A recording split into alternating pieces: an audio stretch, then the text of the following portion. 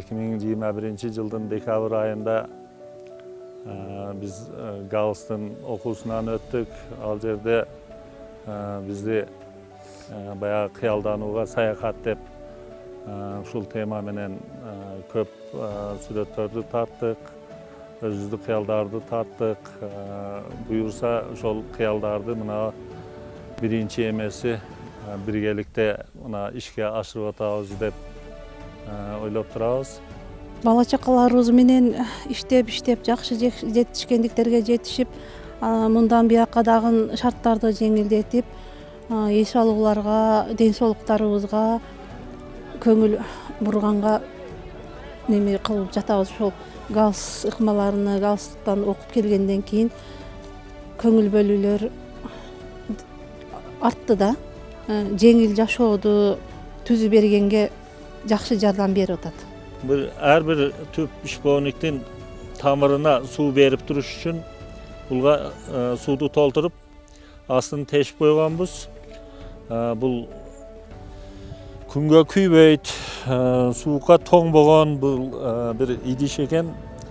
Бул мындай тамчылатуу суугаруудун бир түрү десек болот. Бул баклажка мындайга алганда бул бекер нерсе. Муну колдонсоңор болот. Ошондой эле бул баягы удобрение кошуп, эме сууга кошуп туруп күйүп койсоңор, бирден удобрениени дагы берип тура берет. Бул суу жок деп тартынбастан ушундай кылып ишбооник эксеңер дагы боло берет. Көз коркок, кол баатыр деп коет бизде кыргызда. Ушул складты 5 адам ортодо өзүбүздүн менчик машиналар менен эле Европадан келген үрөндү көбөйтүп, көк дала жайлоосуга эгип көбөйтүп, анан кышында ушул складта сактап, анан элге таркатабыз.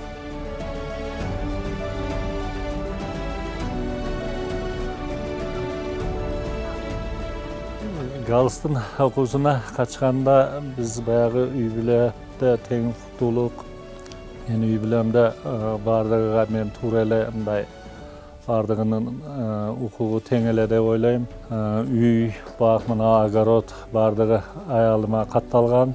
Анан анча-мынча иштен келгенде аялым сен квартираңсың деп кичине мазактап коет. Ошол чоң балама жер алдык, үй салып бердик.